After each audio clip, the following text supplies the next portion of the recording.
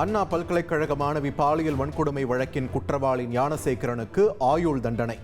சென்னை மகளிர் சிறப்பு நீதிமன்ற நீதிபதி ராஜலட்சுமி அறிவிப்பு.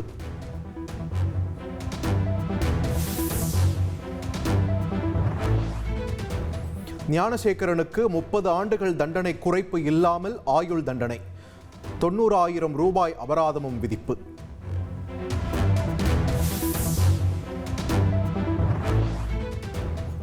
வலுக்கட்டாயமாக கடத்தி ஆசைக்கு இணங்க வைத்தல் என்ற குற்றச்சாட்டில் ஞானசேகரனுக்கு 10 ஆண்டுகள் சிறை, கடுமையாக தாக்குதல் என்ற பிரிவில் 7 ஆண்டுகள் சிறை என்பது உள்ளிட்ட மொத்தம் 30 ஆண்டுகள் சிறை தண்டனை விதிப்பு.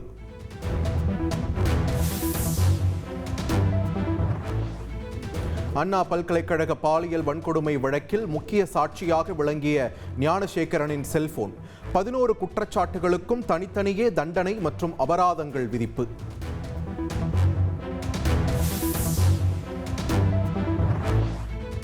அண்ணா பல்கலைக்கழக பாலியல் வன்கொடுமை வழக்கில் ஞானசேகரனை தவிர வேறு யாருக்கும் தொடர்பில்லை.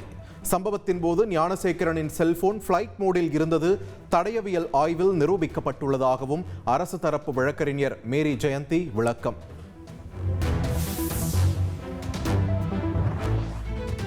தீர்ப்பு தொடர்பாக மேல்முறையீடு செய்ய உள்ளதாக ஞானசேகரன் தரப்பு வழக்கறிஞர் ஜெயபிரகாஷ் நாராயணன் அறிவிப்பு. ஞானசேகரனுக்கு அதிகப்படியான தண்டனை வழங்கப்பட்டுள்ளது என்றும் கருத்து.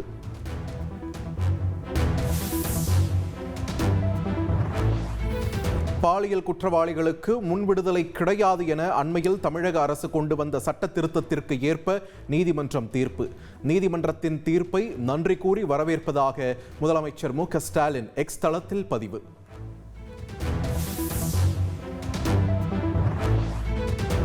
அண்ணா பல்கலைக்கழக பாலியல் வழக்கில் அதிமுகவின் போராட்டத்தால் குற்றவாளி ஞானசேகரனுக்கு தண்டனை கிடைத்துள்ளதாக இபிஎஸ் அறிக்கை. வழக்கை அவசரமாக முடிக்க திமுக அரசு முனைந்துள்ளதாகவும் குற்றச்சாட்டு. பொள்ளாச்சி பாலியல் வழக்கில் நடவடிக்கை எடுக்காமல் அதிமுக அரசு இழுத்தடித்ததே 6 ஆண்டுகள் தாமதம் ஏற்பட காரணம். ஞானசேகரன் வழக்கை அவசரமாக முடிக்க முனைந்ததாக இபிஎஸ் குற்றம் சாட்டிய நிலையில் அமைச்சர் ரகுபதி பதிலடி.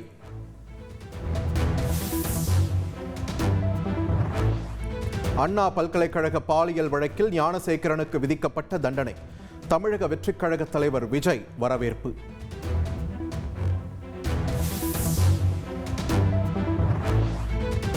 தங்கம் விலை ஒரே நாளில் இன்று 2வது முறையாக அதிகரிப்பு. சவரனுக்கு 880 ரூபாய் உயர்ந்து 72,480 ரூபாய்க்கு விற்பனை.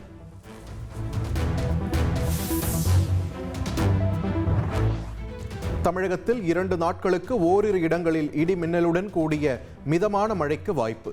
வானிலை ஆய்வு மையம் தகவல்.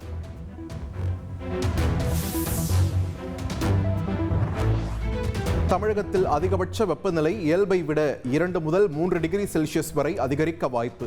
ஓரிரு பகுதிகளில் அசௌகரியம் ஏற்படலாம் என்றும் வானிலை ஆய்வு மையம் எச்சரிக்கை.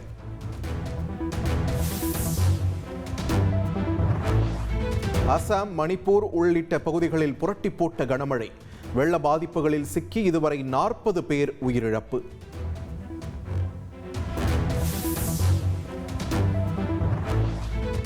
கனமழை வெள்ளத்தால் வடகிழக்கு மாநிலங்கள் தத்தளிப்பதால் வேதனை அடைந்ததாக மக்களவை எதிர்க்கட்சித் தலைவர் ராகுல் காந்தி கருத்து. மீட்பு மற்றும் நிவாரணப் பணிகளை துரிதப்படுத்த வேண்டும் என்றும் கோரிக்கை.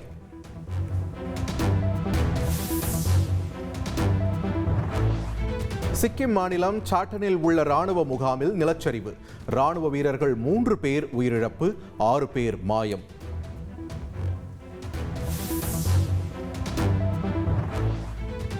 சென்னையில் பூந்தமல்லி முதல் பரந்தூர் வரை மெட்ரோ ரயில் திட்டம் அமைப்பதற்கு அளிக்கப்பட்ட பரிந்துரை. முதற்கட்டமாக சுங்குவார் சத்திரம் வரை மெட்ரோ ரயில் திட்டம் அமைக்க தமிழக அரசு அனுமதி. ஒரு நகரின் தூய்மையை பேணுவதில் அரசுக்கு மட்டுமல்ல பொதுமக்களுக்கும் பொறுப்பு உள்ளது. விரைவில் தொடங்கப்பட உள்ள தூய்மை மிஷனில் இணைந்து செயல்பட்டு சாதனை படைப்போம் என முதல்வர் ஸ்டாலின் அழைப்பு.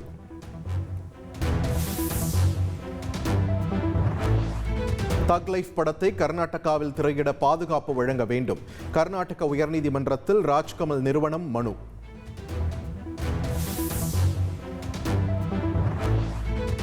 நீதிமன்றம் உத்தரவிட்டாலும் தக் லைஃப் படத்தை ரிலீஸ் செய்வது திரையரங்க உரிமையாளர்கள் விருப்பம். தேவைப்பட்டால் சட்ட உதவிகளை வழங்க தயாராக இருப்பதாக கர்நாடக திரைப்பட சம்மேளனத்திற்கு அரசு உத்தரவாதம்.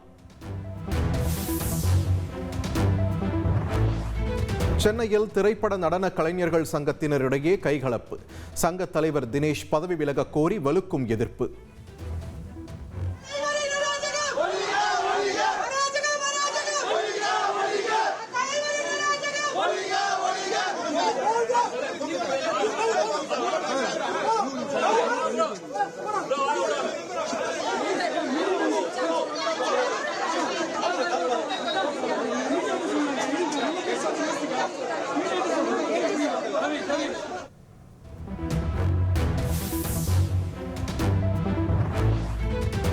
சென்னை வடபழனியில் நிழல்கள் பட நடிகர் மறைந்த ராஜசேகரின் வீடு ஜப்தி. வங்கியில் வாங்கிய வீட்டுக்கடனை கட்ட முடியாததால் நீதிமன்றம் நடவடிக்கை.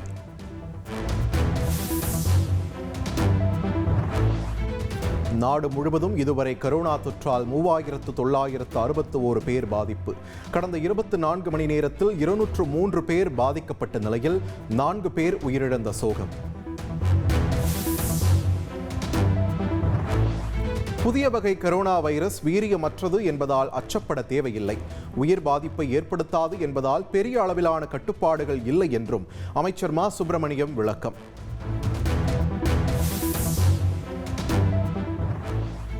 சென்னை ஆலந்தூர் அருகே அரசு பள்ளியில் அமைச்சர் பங்கேற்ற நிகழ்ச்சியில் தேசிய கொடி தலைகீழாக ஏற்றப்பட்டதால் பரபரப்பு.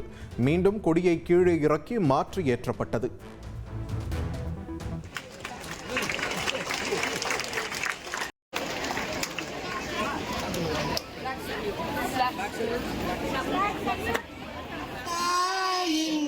கொடி பாரி ஓங்கி வலை வளர்ந்ததோர் கம்பம், அதன் உச்சியின் மேல் வந்தே மாதரம் என்று, அதன் உச்சியின் மேல் வந்தே மாதரம் என்று.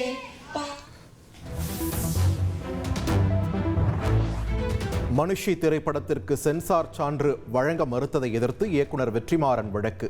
சென்னை உயர்நீதிமன்றத்தில் விரைவில் விசாரணை.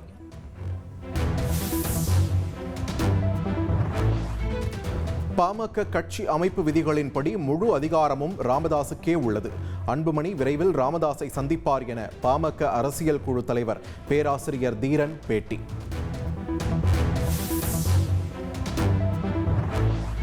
ராமநாதபுரம் கேணிக்கரை பகுதியில் கடும் போக்குவரத்து நெரிசல். பள்ளி முடிந்த மாணவர்கள் வீடு திரும்பிய நேரத்தில் பாதிப்பு.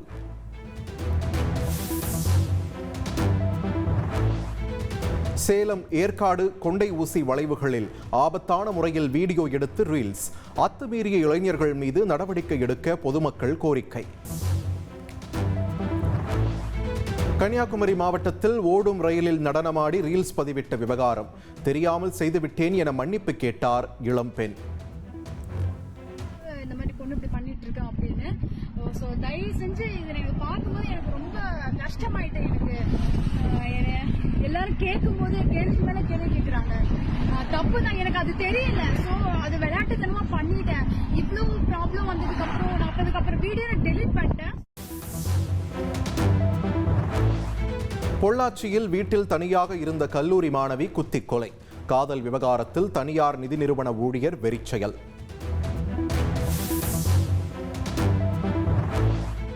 வேலூர் மாவட்டம் பேரணாம்பட்டு அருகே மின்கசிவு காரணமாக ஏற்பட்ட தீ விபத்து. கேஸ் சிலிண்டர் வெடித்ததில் 5 வீடுகள் சேதம்.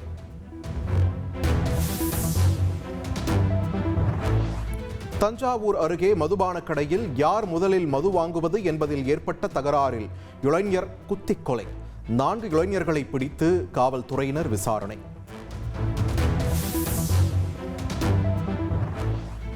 சென்னை கோடம்பாக்கத்தில் கேக் வெட்டி பிறந்தநாள் கொண்டாடிய இசையமைப்பாளர் இளையராஜா.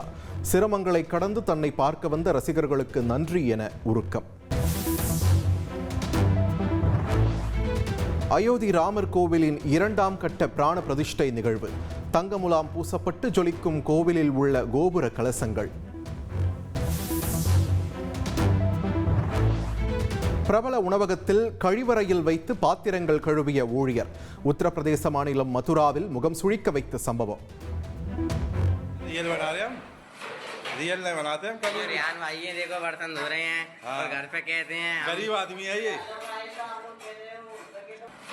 रियल नहीं बनाते हम कभी। रियान भाई ये देखो बर्तन धो रहे हैं और घर पे कहते हैं गरीब आदमी है ये,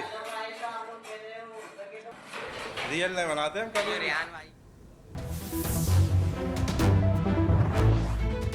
பெங்களூருவில் ஆட்டோ ஓட்டுநரை காலணியால் தாக்கிய பெண் என்ஜினியர்.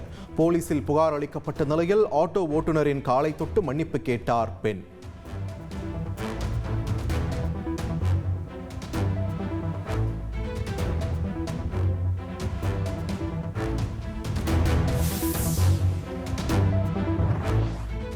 சர்வதேச கிரிக்கெட் போட்டிகளில் இருந்து தென்னாப்பிரிக்க வீரர் கிளாசன் ஓய்வு. அனைத்து விதமான போட்டிகளில் இருந்தும் ஓய்வு பெறுவதாக அறிவிப்பு.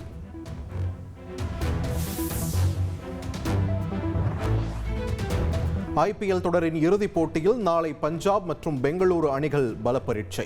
இதுவரை கோப்பை வெல்லாத அணிகள் மோதுவதால் ரசிகர்களிடையே எதிர்பார்ப்பு.